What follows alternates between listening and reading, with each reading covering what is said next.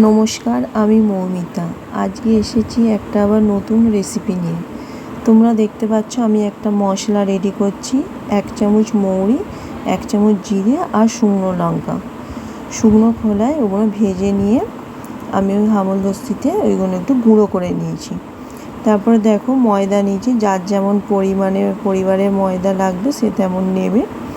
তারপর নুন, চিনি আর সাদা তেল ময়দা মাখার জন্য ওগুলো নিতে তো হবে, ওগুলো পরিমাণ মতো নিয়ে নিয়েছি। যার যেমন ময়দা সে তেমন পরিমাণে তেল, চিনি, নুন দেবে। দিয়ে ভালো করে ময়দাটা আগে শুকনোতে মেশাবে, মিশিয়ে ভালো করে ওটা মেশাতে হবে যেন ডেলা মতন যেন না থাকে। তারপরে ওতে 1 চামচ আমি আদা কুঁড়ো নিয়েছি। কুঁড়োটা নিলেই ভালো লাগবে, কেউ আবার বাটাও নিতে পারো। আর ওই ভাজা মশলাটা যেটা আমি করেছি ওটা হামলদস্তিতে গুঁড়ো করে নিয়েছি। গুঁড়ো করে ওটা আমি ময়দার সঙ্গে মাখবো। তার সঙ্গে আমি আলু সেদ্ধ নিয়েছি। আমার এই ময়দাটা মাখতে 4টে মতন আলু লেগেছে গোটা। আমি প্রেসার কুকারে আলুটা সেদ্ধ করে নিয়েছি অল্প নুন দিয়ে। আলুটা দিয়ে আগে ময়দাটাকে ভালো করে মাখতে হবে।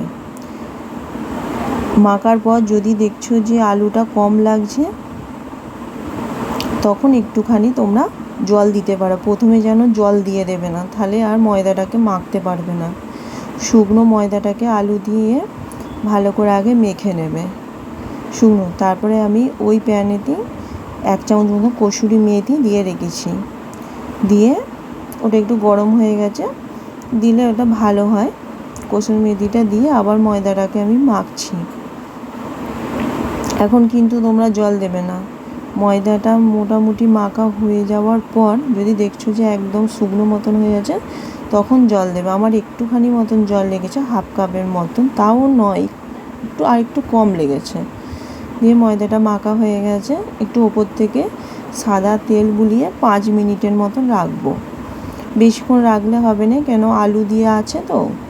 আলু দিয়ে চাপা দিয়ে রাখলে ওটা ময়দা মাখাটা একটু নরম মতন হয়ে যাবে, তখন লুচিগুলো ভালো হবে না। আমার ময়দাটা রেস্ট হয়ে গেছে। দিয়ে দেখো আমি ময়দা লেচি কেটে বেলে নিয়েছি আর কড়াইতে তেল দিয়ে এবার ওই আলু পুরিগুলো, ওটার নাম হলো আলু পুরি এবার আমি ছাঁকা তেলে ভেজে নিচ্ছি। কেন ওইগুলো একটু লাল লাল করে ভাজতে হবে, সাদা থাকলে হবে না। সাদা থাকলে জিনিসটা খেতে ভালো লাগবে না আর একটু নাতা মতন হয়ে যাবে। আলু দেওয়া আছে তো, ওতে তোমরা পারলে সুজিও দিতে পারো। আমার সুজিটা ঘরে ছিল না তাই সুজিটাতে দেওয়া হয়নি। পরের বারে অন্যরকমভাবে করলে আমি সুজিটা দিয়ে আপনাদের দেখাবো। দেখো কি সুন্দর ফুলেছে আলু পুরিগুলো, খেতেও কিন্তু ভালো হয়েছে। তোমরা বাড়িতে অবশ্যই এটা করে দেখবে, কেন আলুর পরোটা তো বেশিরভাগ সবাই করো, এটা আলু পুরি বানাবে। আলু সেদ্ধটা ওর সঙ্গে ভালো করে মেখে মশলাপাতি দিয়ে, আমি যা যা মশলা দিচ্ছি মশলাগুলো দিয়ে মেখে করবে, দেখবে ভালোই খেতে লাগবে। কিন্তু বেশি তেল টানে নি এতে, যে খুব চ্যাপচ্যাপ করবে তেলে তা নয়। ওইগুলো ছাঁকা তেলে ভেজে নেওয়ার পর পুরো শুকনোই লাগছে। লুচি যেমন একটা তেল টেনে নেয়, এটা তেল টানে নেয়। আলু দেওয়া আছে তো শুকনোই লাগছে। দেখতে পাচ্ছ খুব যেন তেলে চ্যাপচ্যাপ করে নেয়। আর